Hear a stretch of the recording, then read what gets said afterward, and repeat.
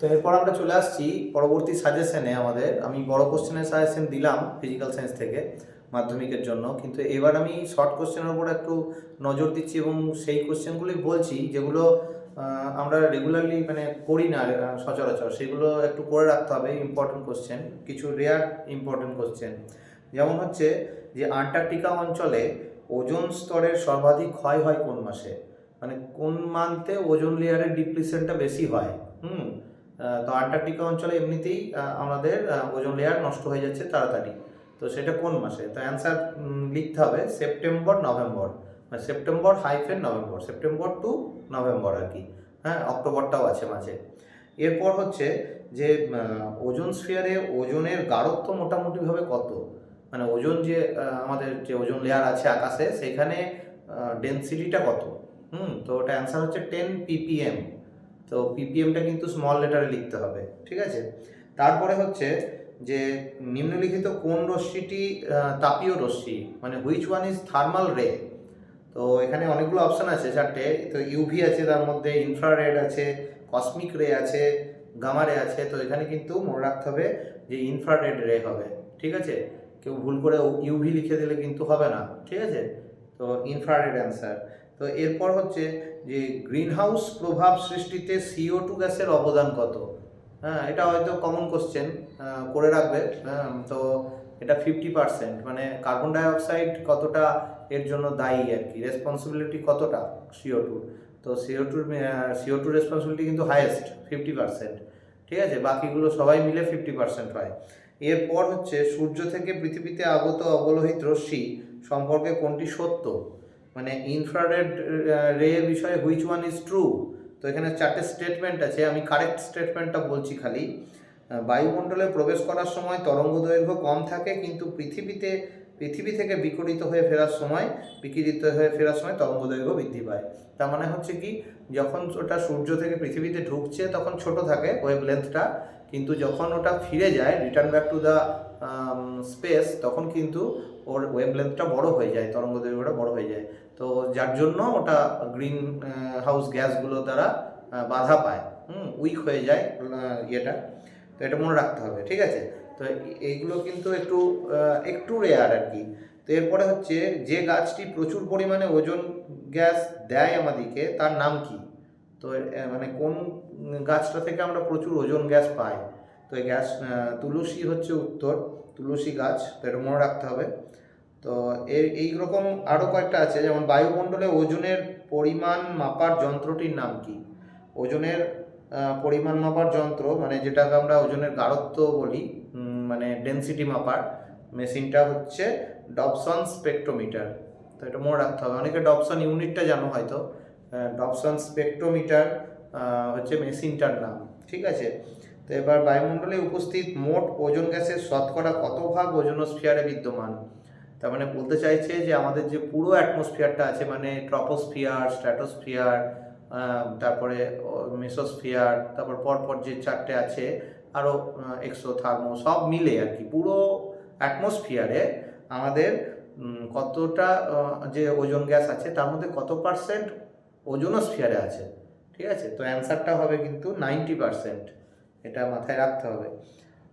ODS এর full form, এটা হচ্ছে ওজোন ডিপ্লিটিং সাবস্টেন্সেস।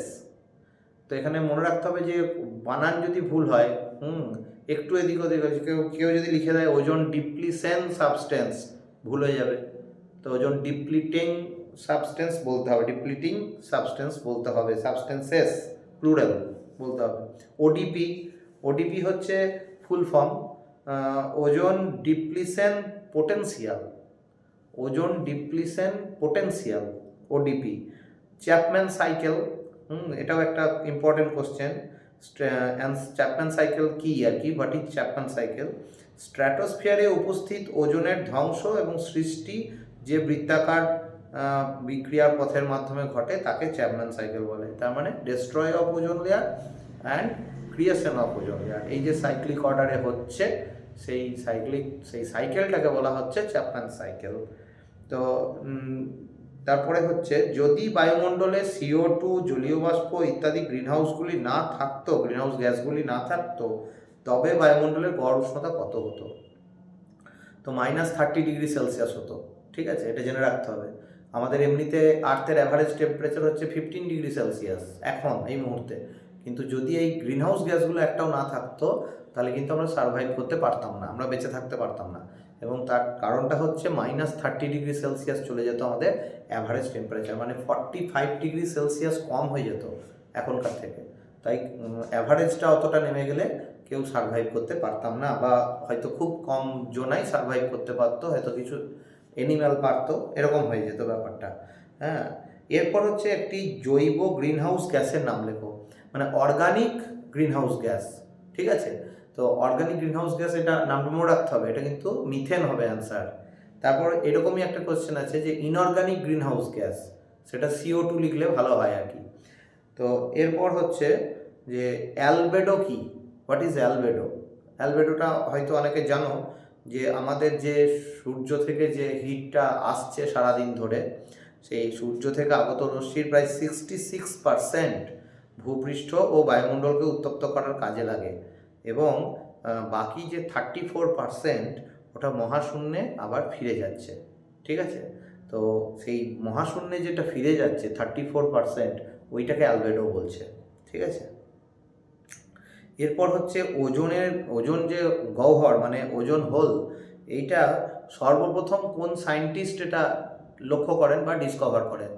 তো ওজন হোল কে ডিসকভার করে? নামটা জো ফরম্যান, এটা মনে রাখতে হবে, জো ফরম্যান। এরপর হচ্ছে ওজন কি বর্ণের হয়, মানে কালার অফ ওজন, এটা হচ্ছে ব্লু, মনে রাখতে হবে। এবং কিসের গন্ধ থাকে, কিসের অর্ডারটা কিসের থাকে না, এটা আষ্টে গন্ধ, বা ফিশ যেটা মাছের গন্ধ, সেইটা আষ্টে গন্ধটা বলতে হবে। এরপর হচ্ছে ওজন হলো কোন গ্যাসের রূপভেদ? হ্যাঁ, তো রূপভেদটা জানতে হবে। ওজন হলো কিন্তু অক্সিজেন গ্যাসের রূপভেদ, এটা মাথায় রাখতে হবে। হ্যাঁ, তো এরপরে হচ্ছে ক্রান্তীয় অঞ্চল থেকে মেরু অঞ্চলের দিকে স্ট্র্যাটোস্ফিয়ারে ওজন গ্যাসের ঘনত্ব ক্রমশ বৃদ্ধি পায় না হ্রাস পায়? এখন এই কোশ্চেনটার মানেটা কি? ক্রান্তীয় অঞ্চল থেকে মেরু অঞ্চল, মানে আমাদের যে নিরক্ষীয় অঞ্চল আছে সেখান থেকে মেরু অঞ্চলে, মানে পোলার রিজিয়ানে যাওয়ার জন্য যদি ক্রমাগত এগোই, তাহলে কিন্তু আমাদের ওজন লেয়ারের যে ডেনসিটি স্ট্র্যাটোস্ফিয়ারে, সেটা বাড়বে না কমবে? তো অ্যান্সার হচ্ছে কিন্তু বাড়বে, যত আমরা ওর ইয়ের দিকে যাব, মেরু অঞ্চলের দিকে যাব, ঠিক আছে। তো এরপরের কোশ্চেন হচ্ছে প্রতি অণু মিথেনের, এটা খুবই রেয়ার কোশ্চেন, প্রতি অণু মিথেনের তাপ আটকে রাখার ক্ষমতা প্রতি অণু CO2 এর তুলনায় কত গুণ বেশি? মানে মিথেনের বেশি তাপ আটকানোর ক্ষমতা, হিটকে রেজিস্ট করতে পারছে, এবং কত টাইমস বেশি CO2 থেকে, সেইটা অ্যান্সারটা হচ্ছে 25 টাইমস, মাথায় রাখতে হবে, ইম্পর্টেন্ট এটা। তারপরে হচ্ছে অতিবেগুনি রশ্মির সবচেয়ে কম তরঙ্গদৈর্ঘ্য বিশিষ্ট অংশটিকে কি বলা হয়? মানে ইউভি রের আবার ইউভি অনেক ভাগ আছে, UVA, UVB, UVC, তো কোন কোন পার্টের সবচেয়ে কম ওয়েভলেন্থ হয় সেটা জানতে চাইছে। তো এটা অ্যান্সার হচ্ছে UVC, মাথায় রাখতে হবে। হ্যাঁ, UVC এটার অ্যান্সার হবে। তো এরকম কিছু ইম্পর্টেন্ট কোশ্চেন আরও পড়ে রাখতে হবে। আমি যেমন দু একটা বলছি, বিজ্ঞানী জো ফরম্যান সর্বপ্রথম লক্ষ্য করেন আন্টার্কটিকার উপরিভাগে ওজোন স্তরটি ক্রমশ পাতলা হয়ে যাচ্ছে। তো এটা কি জো ফরম্যান দেখেছিলেন কি না জানতে চাইছে, ট্রু না ফলস? তো অ্যান্সারটা কিন্তু ট্রু হবে, জো ফরম্যান প্রথম এটা অবজার্ভ করেছিলেন। তারপর জেট বিমানের বর্জ্য গ্যাস থেকে প্রচুর নাইট্রিক অক্সাইড পাওয়া যায়। তো জেট বিমান থেকে আমরা জানি নাইট্রিক অক্সাইড পাওয়া যায় জেট বিমানে, এবং সেটা ওয়েস্ট ম্যাটেরিয়াল হিসেবেই থাকে। হ্যাঁ, সেটার জন্য এটা ট্রু হবে, ঠিক আছে, ট্রু ফলসে আছে আর কি।